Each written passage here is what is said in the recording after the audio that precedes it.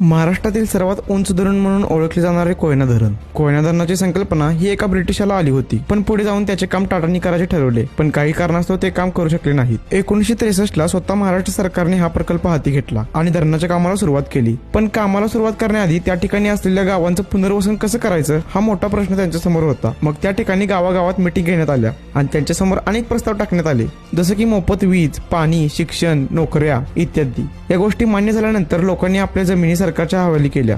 गावकऱ्यांनी जमीन दिल्यानंतर तज्ञ लोकांनी त्या जागेची पाहणी केली व त्या जागेचा नकाशा तयार केला. 1964 मध्ये धरणाचं भूमिपूजन करून बांधकामाला सुरुवात करण्यात आली. ते धरण बांधण्यासाठी तेथील गावकऱ्यांचा देखील सिंहाचा वाटा आहे. कोयना धरण हे रबर आणि सिमेंटने बांधण्यात आलेलं आहे, जेणेकरून भूकंपाचा परिणाम या धरणावर होऊ नये म्हणून. कोयना धरणाची उंची 103 मीटर इतकी आहे. कोयना धरणाची एकूण लांबी 807.72 मीटर एवढी आहे. या धरणाचे काम 1967 ला पूर्ण झाले. हे धरण वीज प्रकल्पासाठी महाराष्ट्रातील सर्वात मोठे धरण म्हणून ओळखले जाते.